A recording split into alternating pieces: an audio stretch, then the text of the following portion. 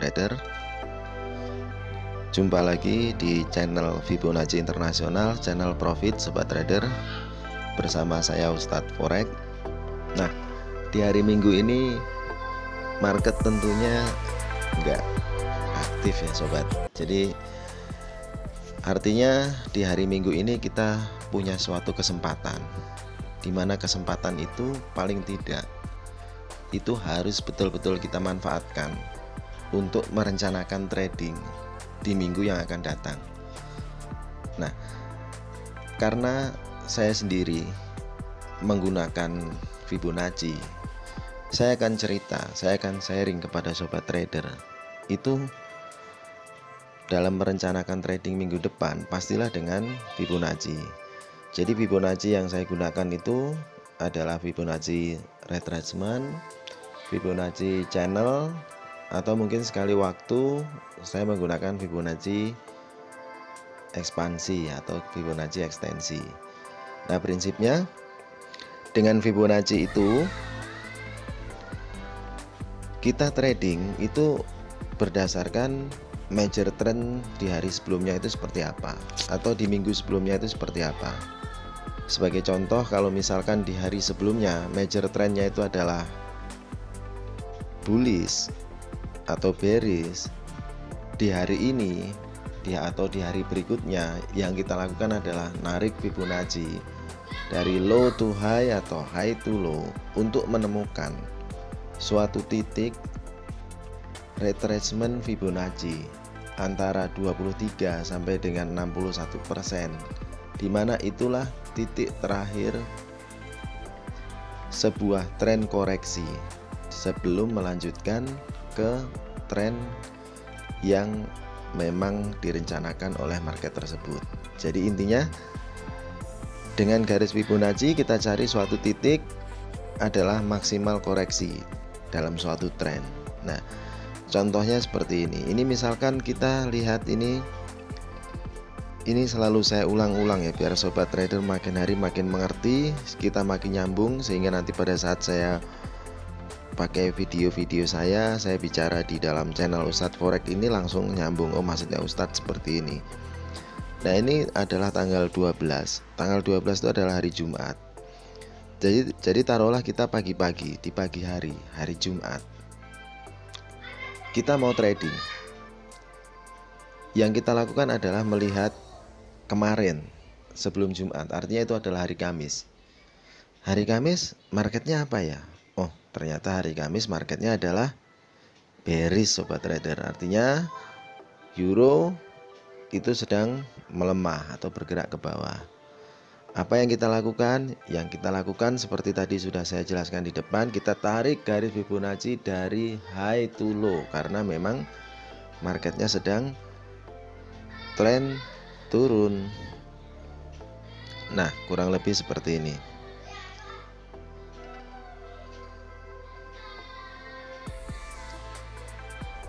Nah, ketemulah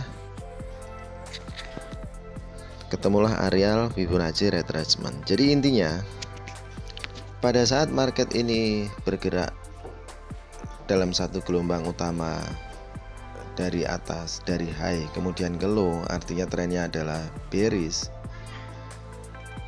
Di pagi harinya yang kita lakukan itu adalah mencari areal di mana euro itu akan koreksi sampai sepanjang-panjangnya di suatu titik support atau resisten.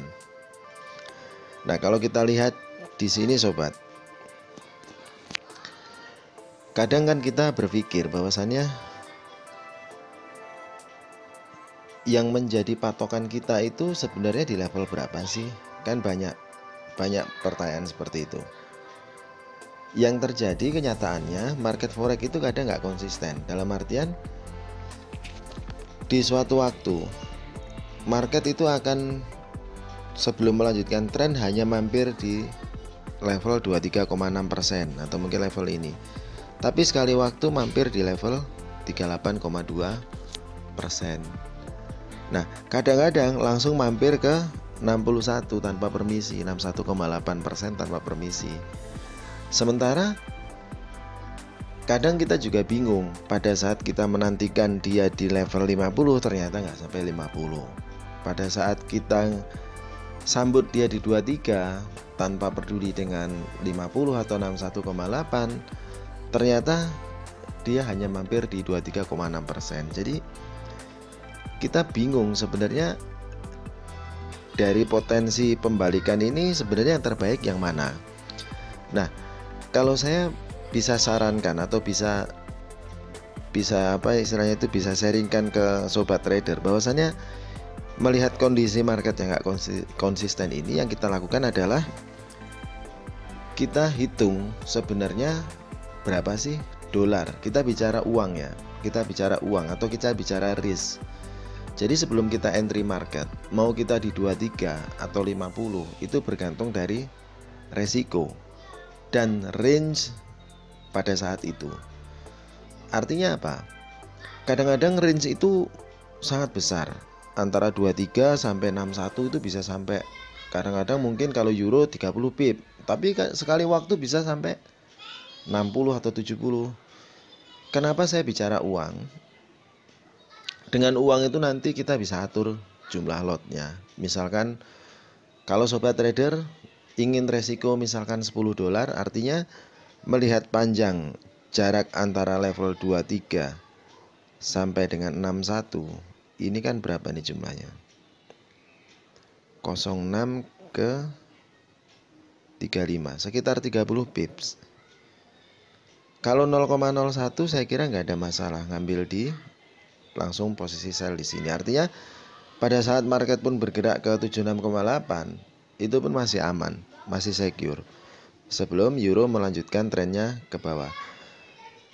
Jadi sobat, apakah kita ngambil di 23 itu perlu? Kadang juga kalau ditanya seperti itu saya juga bingung. Kadang-kadang market hanya mampir di 23, nggak mampir ke 38. Tapi kadang-kadang mampir di 23 kemudian mampir lagi ke 61, kan jadinya kan kelihatan kita itu bebannya itu jadi tinggi gitu loh. Jadi nanti kita akan merasakan pada saat kita ngambil di sini kita akan negatif lama di sini sebelum dia akan kembali ke bawah. Kalau pendapat saya secara pribadi yang terbaik, kita memang 23 itu untuk di pagi hari itu probabilitasnya itu nggak terlalu besar. Artinya mending kita di awal itu mending kita ambil yang 38,2%. Langsung kita sell limit di sini. Nah, nanti cut loss-nya biarkan dia sampai sini. Nah, cut loss-nya ya tergantung dari kita. Kita mau rencanakan berapa. Karena apa? Kalau kita sudah bicara uang, kenapa saya tadi bicara uang? Resiko itu berhubungan dengan uang karena nantinya itu akan menentukan besaran dari lot kita gitu loh. Misalkan kalau sobat trader di sini berani meresikokan 100, otomatis beda loh dengan sobat trader yang berani meresikokan 10 besaran lotnya. Kalau saya berani meresikokan 100, sementara jarak antara 38,2 sampai 76,8 itu nggak sampai 100 pip. Artinya saya berani lotnya itu 0,1. Misalkan berani risiko 100 gitu. Kemudian nanti di 61,8 mungkin kalau sampai di sana ya di martingale, di averaging.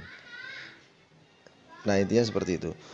Jadi sobat trader, jadi di pagi hari ini atau mungkin di libur seperti sekarang ini, yang terbaik sobat itu merencanakan, membuat trading plan buat hari Senin. Kira-kira saya akan ngambil di level berapa? Nah, poinnya seperti itu. Seperti ini kan, ini hanya saya berikan contoh, ini kejadian di hari Senin, kejadian di hari Jumat. Nah, sekarang kalau kita misalkan prediksi untuk kejadian di hari Senin, apa yang terjadi? Ini kan market tutup ya, ini close. Hari ini hari Sabtu. Nah, kita tarik gelombangnya dari low to high. Nah, seperti ini. Nah, kebetulan sebelum close euro sempat melakukan testing ke 38,2. Nah, melihat kondisi seperti ini, hari Jumat kemarin trennya adalah kuat narik ke bawah. Apa yang kita lakukan di hari Senin? Yang kita lakukan di hari Senin adalah mencari titik terbaik di areal 1.12622. Pokoknya areal sini nih, ya pas 1.1260.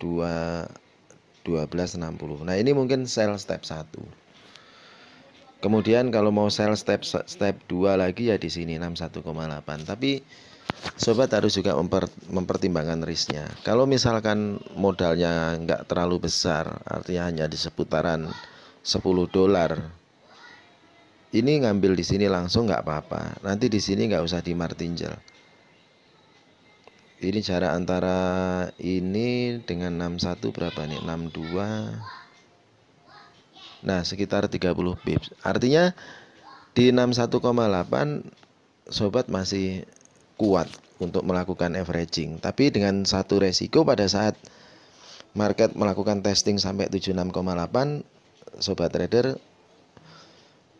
posisinya bisa kena step out. Padahal nantinya market juga akan terjun ke bawah. Artinya ya yang paling aman ya hanya single posisi. Single posisi artinya di 38,2 kita sell. Kemudian untuk level-level golden and ratio yang di atas ini lebih baik kita pakai candle konfirmasi yang betul-betul sudah sempurna, yang menggambarkan bahwasannya euro akan melanjutkan trennya lagi setelah melakukan koreksi. Nah, itu sobat trader. Jadi kesimpulan apa yang kita ambil di kesempatan malam ini, yang pertama adalah pada saat market berhenti atau mungkin pada saat kita belum mengambil posisi, yang pertama-tama kita lakukan adalah kita merencanakan trading kita untuk hari esok atau untuk nanti siang. Paling tidak kita sudah punya suatu gambaran, kira-kira saya mau ngambil di posisi berapa. Dengan Fibonacci memang yang terbaik di 23%, tapi buat yang modalnya tidak terlalu besar, lebih baik kita ngambil di titik tengah di 38,2 atau 50%. Itu yang pertama. Yang kedua adalah besaran risiko. Itu sobat trader itu harus melakukan setting sebelum entry market. Nah, besaran risiko itu jangan dilakukan pada saat setelah mengambil posisi, karena kalau kita sudah mengambil posisi, nanti kita akan jadi orang yang kayak kebingungan. Nah, karena memang pada saat kita di market itu nggak tahu, kadang-kadang kita memang dibuat sangat bodoh. Makanya pada saat kita belum masuk ke market, kita harus merencanakan trading kita. Nah, malam ini saya ajak sobat trader untuk merencanakan trading kita. Maksudnya kita kenapa harus meresikokan itu sejumlah dolar, karena dolar itu nantinya akan menentukan besaran dari lot kita.